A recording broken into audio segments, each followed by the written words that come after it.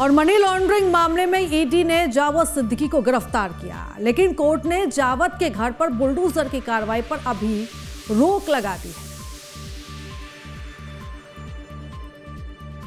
दिल्ली धमाके के बाद चर्चा में आई अल फलाह यूनिवर्सिटी के मालिक की भी मुश्किलें बढ़ती जा रही है।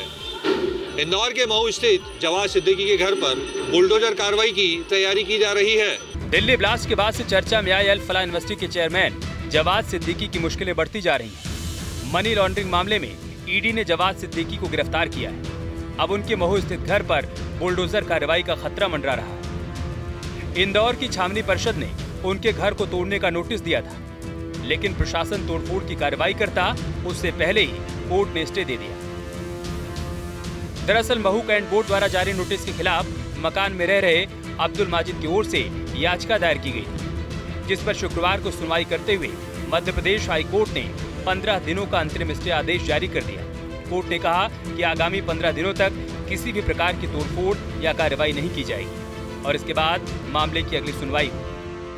जो नोटिस आया था तोड़ने का, उसमें सिर्फ 3 दिन का नोटिस दिया था कैंटोनमेंट बोर्ड ने, जो कि सुप्रीम कोर्ट ने गाइडलाइंस ले डाउन करी हैं आर्टिकल 141, 142 में कि 15 दिन से कम का समय आप नहीं दे सकते। पहली बात। दूसरी बात, किस हिस्से को आप तोड़ना चाहते हैं जिसको अतिक्रमण मानना है, इस हिस्से का स्पष्टीकरण देना पड़ेगा। और तीसरी बात यह है कि आपको अपॉर्चुनिटी ऑफ हियरिंग देना पड़ेगी। शो कॉज नोटिस में 3 मुख्य तौर पर गलतियाँ थी। हमारे तर्कों से सहमत होकर के माननीय उच्च न्यायालय की इंदौर खंडपीठ ने आदेश दिया है कि 15 दिन का नोटिस दिया जाएगा।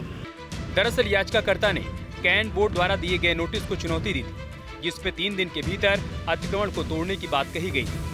वहीं इस मामले में एक महत्वपूर्ण पहलू ये भी है कि मकान के स्वामित्व को लेकर स्थिति बदल चुकी है। बताया गया कि जवाद सिद्दीकी के पिता ने मकान उन्हें गिफ्ट किया था। इसके बाद जवाद सिद्दीकी ने भवन वर्तमान में रह रहे अब्दुल माजिद को गिफ्ट कर दिया था। अब माजिद और उनका परिवार इसी मकान में रह रहा है। इसके बावजूद महू कैंट बोर्ड ने 3 दिन का अल्टीमेटम देते हुए नोटिस जारी किया था।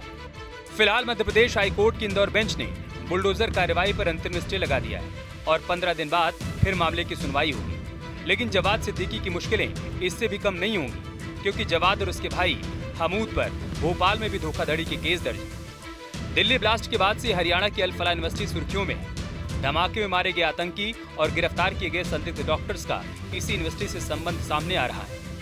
आरोप है कि जवाद ने मनी लॉन्ड्रिंग के पैसे का आतंकी गतिविधियों में इस्तेमाल किया। फिलहाल अल फलाह यूनिवर्सिटी के चांसलर जवाद सिद्दीकी और उसके भाई हमूद पुलिस की शिकंजे में हैं।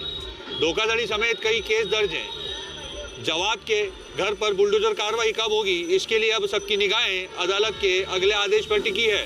Sachin बहरानी, news state, Madhya Pradesh, Chhattisgarh. तो अल फलाह के चांसलर का मध्य प्रदेश कनेक्शन सामने आने के बाद अब जांच की जा रही है। जावद के फ्रॉड की पूरी फाइल यहां पर खुल रही है। इंदौर के घर पर अब बुलडोजर के एक्शन का खतरा भी मंडराया है और 3 दिन के नोटिस पर कोर्ट से अभी फिलहाल स्टे मिल चुका है। 15 दिन बाद कोर्ट में फिर सुनवाई होगी और भोपाल में भी धोखाधड़ी के केस दर्ज किए गए हैं, जिसकी अब तफ्तीश भी पुलिस की तरफ से यहां पर की जा रही है और अब तमाम सबूत जुटाने में पुलिस यहां पर लगी हुई है। जांच को आगे बढ़ा दिया गया है और जो लोग इसमें संलिप्त हैं उनको लेकर भी जांच की जा रही है।